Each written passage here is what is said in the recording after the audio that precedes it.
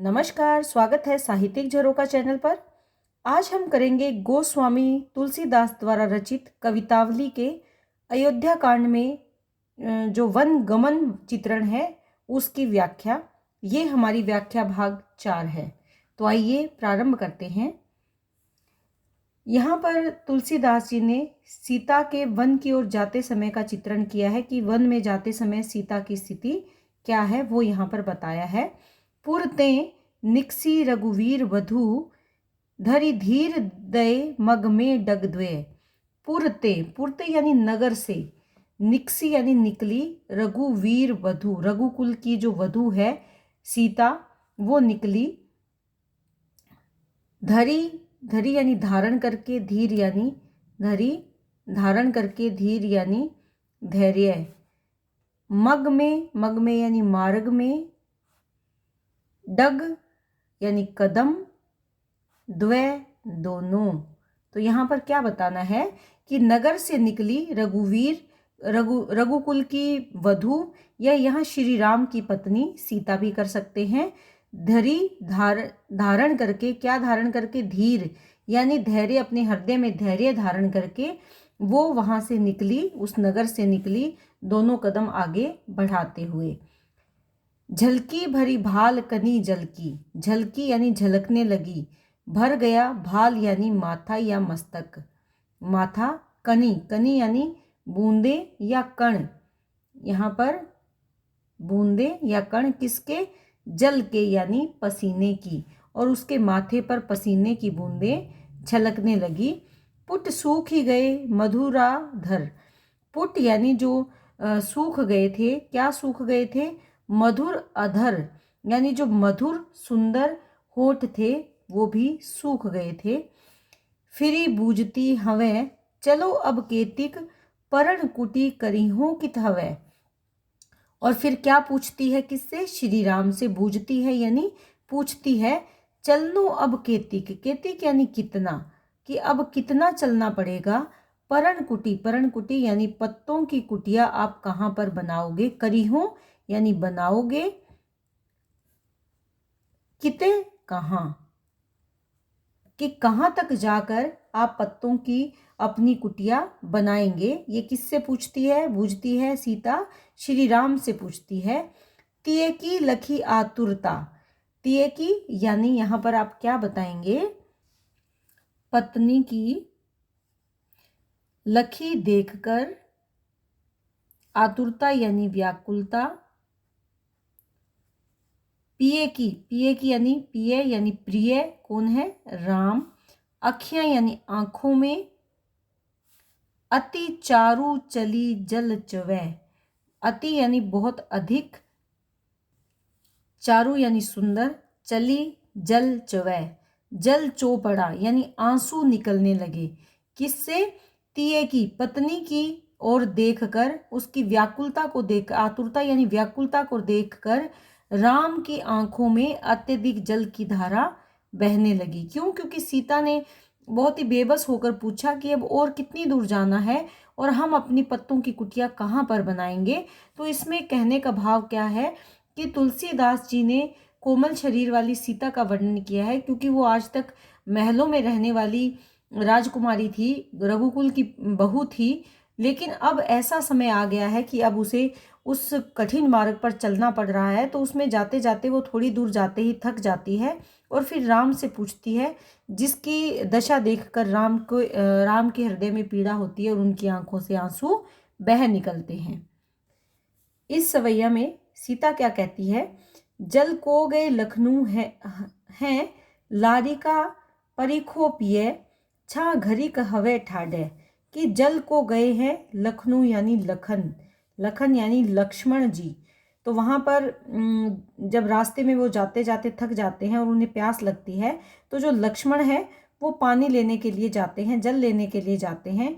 तब सीता कहती है श्री राम जी से कि लारिका, लारिका यानी लड़के हैं, अभी छोटे बच्चे हैं, वो अभी बड़े नहीं हैं, बालक हैं, अतः आप पारीखो, पारीखो का मतलब है प्रतीक्षा करो थोड़ी देर, कि वो इतनी जल्दी वापस नहीं आएंगे, इसलिए आप उनके आने की प्रतीक्षा करो।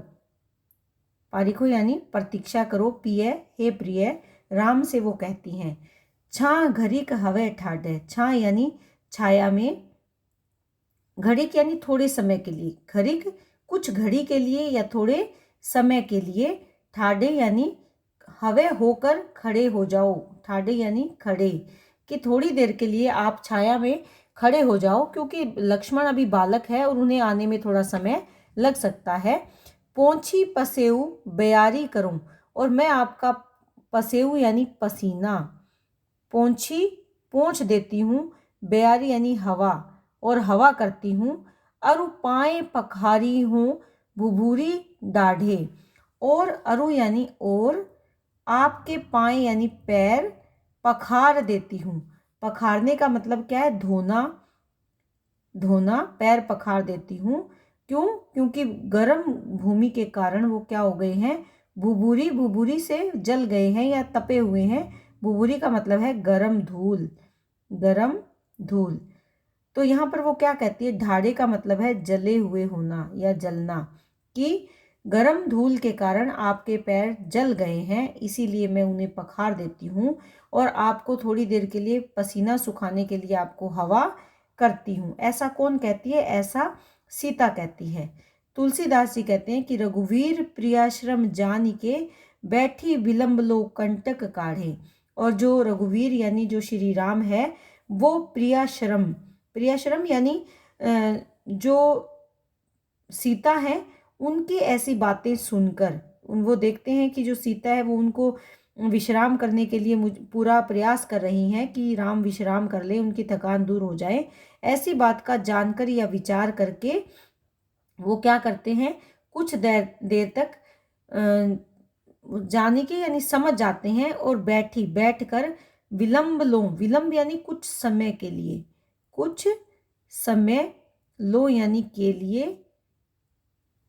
कंटक यानी कांटे, काढ़े हैं यानी निकालते रहे, यानी कुछ समय के लिए सीता की बातें सुनकर, क्योंकि सीता के वचनों से वो काफ़ी प्रभावित हुए और उन्होंने जाना कि जो सीता है वो भी थकी हुई है, और उसकी बात को समझकर वो कुछ देरों के लिए बैठ गए और कांटे निकालते रहे। जानकी नाहको नेहू लख्यो, और जानकी यानी सीता ने नाहको अर्थात उसमें जो विचार हैं, जानकी के नाहको यानी नाथ या स्वामी, नेहू यानी स्नेह, लख्यो देखकर, जानकी अपने नाथ के स्नेह को देखकर पुलको तनु, और उनका तन पुलकित हो गया, वो सिर उठी या वो प्रसन्न हो गई, पुलकित हो गई। बारी विलोचन बाढ़े, वारी यानी जल, विलोचन यानी आंखों में, और आंखों में उनके जल की बाढ़ आ गई, यानी जल प्रवाहित होने लगा, अश्रु उसके आंखों से निकलने लगे। किसकी? सीता की। जब जो राम है वो सीता के पैरों से कांटे निकालते हैं, तो जानकी अपने नाथ का इस प्रकार प्रेम देखकर, प्रेम भाव देखकर पुलकित हो जाती हैं और उनकी आंखों से आंसू बहने लगते हैं। तो यहाँ पर तुलसीदास जी ने दाम्पत्य प्रेम का सात्विक वर्णन किया है कि पति पत्नी किस प्रकार एक दूसरे के दुख में दुखी और सुख में सुखी हो जाते हैं और एक दूसरे का सहारा बनने का प्रयास करते हैं। संपूर्ण जो काव्य हम कर रहे हैं, ये सवैया प्रसाद गुण है इनमें, और इसके अंतर्गत सीता के भाव में वात्सल्य रस है। सीता लक्ष्मण के लिए कहती है कि वो भी बच्चे हैं, बालक हैं, तो वहां पर क्या है? वात्सल्य रस का भी सुंदर परिपाक यहाँ पर हुआ है। छंद सवैया है, ये आप ध्यान में रखेंगे, और वर्णात्मक शैली का यहाँ पर प्रयोग किया जा रहा है। इस सवैया में तुलसीदास ने राम, लक्ष्मण और सीता के रूप सौंदर्य का वर्णन किया है। तो आइए देखते हैं वो क्या कहते हैं। बनीता बनी श्यामल गोर के बीच, गोर कौन है? जो गोर वर्ण है, यहाँ पर क्या बताना चाह रहे हैं तुलसीदास जी? वो ये कहते हैं कि सबसे पहली बात तो है कि एक सखी दूसरी सखी को बताती है। री सखी यानी दो सखियां आपस में बात कर रही हैं। कौन सी सखियां हैं? जो रास्ते में गांव की औरतें उन्हें मिलती है, जो अपने अपने किसी कार्य में लगी हुई है, वो कहती हैं कि सांवले व गोरे शरीर वाले दो राजकुमार हैं और उनके मध्य में श्यामल और गौर के बीच वनिता यानी स्त्रियां जो सुंदर दिखाई दे रही है, वनिता यानी स्त्री, वो देखकर क्या कहती हैं कि श्याम रंग के और गौर वर्ण के जो राजकुमार हैं, उनके बीच में वनिता यानी जो स्त्री है उसे देखो, विलोकहूँ यानी देखो रिसकी, मोही सी हवे, मोही यानी मेरी स्थिति में, मोही मुझ जैसी, मोही सी यानी मुझ जैसी स्थिति में आकर, अर्थात जहां मैं खड़ी देख रही हूं उसी स्थिति में खड़ी होकर तुम भी देखो कि श्याम और गोरे रंग के जो दो राजकुमार जा रहे हैं उनके बीच में जो स्त्री है वो कहाँ जा रही हैं, उनको देखो। विलोको का मतलब होता है देखना। मग जोगू ने कोमल, और उनको देखकर वो कहती है कि वो इस मार्ग, मग यानी मार्ग, जोगू यानी योग्य, मार्ग की योग्य न नहीं, कोमल वो तो कोमल है, इस मार्ग पर जाने के योग्य वो नहीं है। क्यों चली है, फिर वो वहां से क्यों जा रही हैं। सकुचाती मही पद पंकज छवे, और सकुचाती हुई संकोच करते हुए मही यानी धरती या धरा पर, पद पंकज कमल के समान जो कोमल चरण है, पद यानी पैर, पंकज क्या है कमल, कि कमल के समान जो कोमल पैर है वो धरती से छूते हैं और कैसे संकुचित हो रही हैं। पृथ्वी भी सकुचा रही है उनके चरणों का स्पर्श पाकर, क्योंकि धरा ये या धरती भी ये जानती है कि वो इस रास्ते के या मार्ग के लायक नहीं है।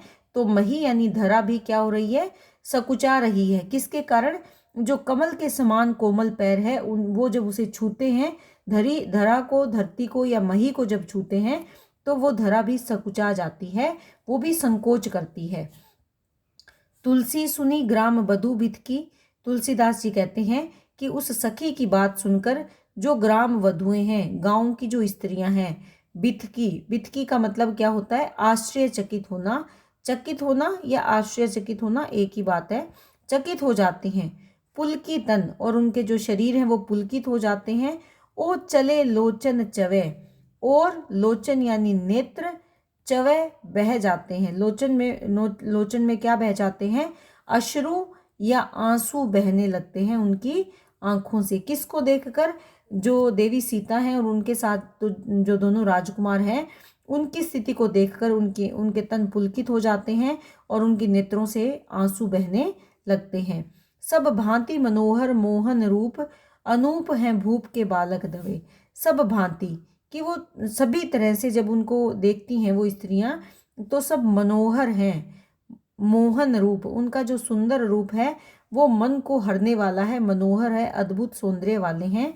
अनूप है, अपने आप में अनुपम है। भूप यानी राजा के, बालक दवै यानी दोनों बालक, राजा के बालक दोनों कौन है, राम और लक्ष्मण। इसके साथ साथ जो सीता है वो भी अनुपम सौंदर्य वाली है, और उनको वन में जाते हुए देखकर, उनके कष्टों के बारे में सोचकर जो गांव की स्त्रियां हैं वो कांप जाती है या पुलकित हो जाती है और उनकी आंखों से आंसू बहने लगते हैं। तो यहाँ पर युवतियों के मनोभावों का वर्णन किया गया है कि जो गांव की युवतियां हैं राम, सीता और लक्ष्मण को वन मार्ग में देखती हैं तो वे आश्चर्यचकित हो जाती हैं कि ये तो इस रास्ते पर जाने के लायक ही नहीं है, बल्कि रास्ता तो बहुत कठोर है और ये सब बहुत ही कोमल दिखाई देते हैं, फिर ये इस मार्ग से क्यों जा रहे हैं। मुख्य रूप से हम इस काव्य में देख रहे हैं कि अवधी भाषा का प्रयोग है और सर्वत्र प्रसाद गुण व्याप्त है। तुलसीदास जी इस सवैया में क्या कहते हैं, शीस जटा उर बाहु विलास विशाल, ये सखियां कह रही है जो मार्ग में उनको देख रही थी, वो सखियां या वो ग्राम वधुएं कहती हैं। शीस पर जटा है यानी सिर पर जटा धारण कर रखी है, उर बाहु विशाल, उनका हृदय और उनकी भुजाएं, बाहु यानी भुजाएं विशाल है। विलोचन लाल, विलोचन यानी जो नेत्र या आंखें हैं वो कैसे हैं, लाल हैं, और तिरछी सी बोहें हैं यानी उनका रूप अत्यधिक मोहित करने वाला है। तून अर्थात जो तर्कस है, तून यानी तर्कस में सरासन यानी धनुष और बाण धरे, जो उन्होंने तर्कश ले रखी है उसमें उन्होंने धनुष बाण रखे हुए हैं, धरे यानी रखे हैं। तुलसी वन मार्ग में सुठी सोहें, तुलसीदास जी कहते हैं कि उस वन के मार्ग में, वन के रास्ते में उनका सौंदर्य बहुत ही सुंदर नजर आ रहा है या वो बहुत ही सुंदर दिखाई दे रहे हैं, मोहित प्रतीत हो रहे हैं। सोहें यानी जो शोभायमान है या बहुत ही सुंदर दिखाई दे रहे हैं, सुहावने प्रतीत हो रहे हैं। सादर बारही बार सुभाएं चिते तुम्हें, त्यों हमरो मनु मोहे, कि आदर सहित, सादर यानी आदर सहित, बारंबार यानी बार बार, बारही बार यानी बार बार, सुभाएं चिते, सुभाएं चिते में यहाँ पर क्या बताना है कि बार बार वो तुम्हें निहार रहे हैं, तुम्हें देख रहे हैं, तुम्हारी ओर पवित्र, चिते यानी देखना, चिते का मतलब है देखना, तुम्हें यानी तुम्हें, तुम्हें किसको, सीता को, कि बार बार वो तुम्हें देख रहे हैं। कैसे देख रहे हैं, आदर पूर्वक तुम्हें देख रहे हैं। त्यों ऐसा दृश्य देखकर हमारो मनु मोहे, हमारा मन भी मोहित हो रहा है, यानी हमारे मन को भी वो मोह रहे हैं। पूछत ग्राम वधू सिय सो, पूछती हैं ग्राम की जो वधुएं हैं, सिए यानी सीता से, कि जब वो तीनों वहां पर रुके हुए हैं तो ग्राम की वधुएं सीता से पूछती हैं, कहो सांवरे से सखी रावरे को हैं, कि ये सांवले सलोने हे सखी आप रावरे यानी आपके, को हैं कौन है, आपके क्या लगते हैं या आपके कौन है, कि वो बार बार आपकी तरफ देख रहे हैं, आपको ताक रहे हैं, आदर पूर्वक पवित्र भाव से आपको निहार रहे हैं, और ऐसा करने से वो हमारे मन को भी मोहित कर रहे हैं। तो हे सखी तुम हमें बताओ कि ये सांवले सलोने तुम्हारे क्या लगते हैं। उनके विषय में सीता से वो जानना चाहती है, राम के विषय में पूछना चाहती हैं कि उनका तुम्हारे साथ क्या संबंध है। सुनी सुंदर बैन सुधारस, साने स्यानी है जानकी जानी भली। और जानकी यानी सीता ने जब उनकी बातें सुनी, सुनी सुंदर बैन, बैन यानी वचन, सीता ने जब उनके सुंदर वचन सुने जो कैसे थे, सुधा रस यानी मधुर मीठे वचन अमृत के समान। साने स्यानी है, कि वो बहुत चतुर है, स्यानी है। उन वचनों को सुनकर सीता ने ये समझ लिया कि वास्तव में वो स्यानी है, समझदार हैं, और सीता उनकी चतुराई जान गई। किसकी, ग्राम वधुओं को भली भांति पहचान गई कि वो मुझसे जानना चाहती हैं। तिरछे करी नैन दे सैन तिन्हें समझाई कछु, मुस्काई चली। और तब वो क्या करती है, अपने नैनों को तिरछा करती है, राम जी की ओर तिरछी दृष्टि से देखती है। नैन यानी आंखों से करी करके तिरछे, और तिरछे आंखें करके वो किसको देखती है, श्री राम को देखती है।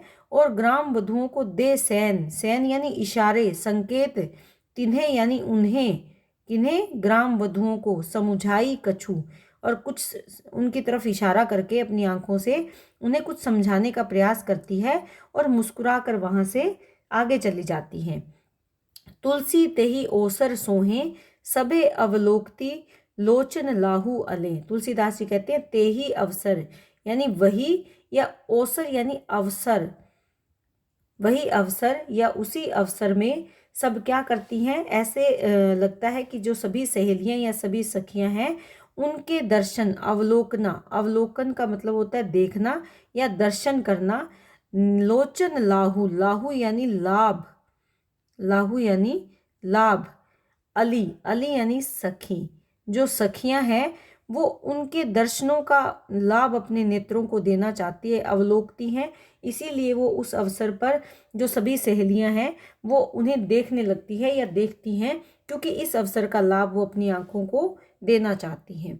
अवलोकने का मतलब होता है देखना, देखना, कि इस अवसर पर सभी उस अवसर का लाभ उठाना चाहती हैं और वो उन्हें निहारने लगती हैं।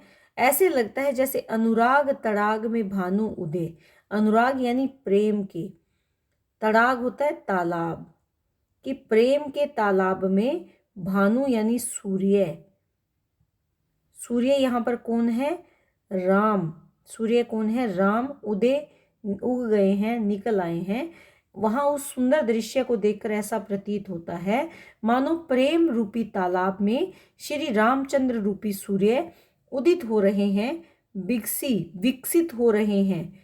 विकसित श्री रामचंद्र के उदय होने से, रामचंद्र रूपी सूर्य के उदय होने से क्या विकसित हो रहे हैं, मनोमंजुल कंज कली, नेत्र रूपी जो मानो मानो, मंजुल यानी सुंदर, कंजकली, कंजकली क्या होती है, कमल की कलियां विकसित हो गई है। कमल की कलियां क्या है, जो वहां पर सखियां हैं या जो ग्राम वधुएं हैं उनकी आंखें कैसे लगती है, कमल की कली के समान, कमल की कली। और वो कमल की कली किससे विकसित हो रही है, किससे खिल रही है, जो राम रूपी सूर्य है उनके प्रकाश से ऐसे लगता है कि कमल की कलियां खिल उठी हैं। तो यहाँ पर राम के सौंदर्य का वर्णन किया गया है, जिसको देखकर जो ग्राम वधुएं हैं वो मोहित हो रही हैं। इस सवैया में तुलसीदास जी ने सीता की चतुराई को दिखाया है कि कैसे वो सांकेतिक रूप से अपने आदर्श भारतीय नारी का परिचय देते हुए संकेतों से बताती है अपने पति के बारे में। इसके साथ साथ सुंदर अवधि भाषा का प्रयोग किया गया है, प्रसाद गुण है, और जो अनुप्रास अलंकार है, रूपक अलंकार है, उत्प्रेक्षा अलंकार भी आया है इन पंक्तियों में। तो इसके साथ साथ सवैया छंद और वर्णात्मक शैली का सुंदर प्रयोग इस सवैया में किया गया है। ये वन गमन के दौरान जब वो रास्ते से जाते हैं, मार्ग से गुजरते हैं, तो रास्ते में जो गांव की वधुएं या गांव की स्त्रियां मिलती हैं उनसे जुड़ा हुआ प्रसंग है कि कैसे वो राम को देखकर मोहित होती है, लक्ष्मण के सौंदर्य को देखती हैं, सीता की कोमलता का वर्णन किया गया है। तुलसीदास जी ने अपने काव्य के माध्यम से ये सब बहुत सुंदर बखान किया है। उम्मीद करती हूँ कि ये व्याख्या आप बहुत अच्छे से समझ पा रहे हो। अवधि भाषा है इसलिए थोड़ा सा शब्दों का अर्थ आपको ढूंढना पड़ेगा। बहुत बहुत धन्यवाद।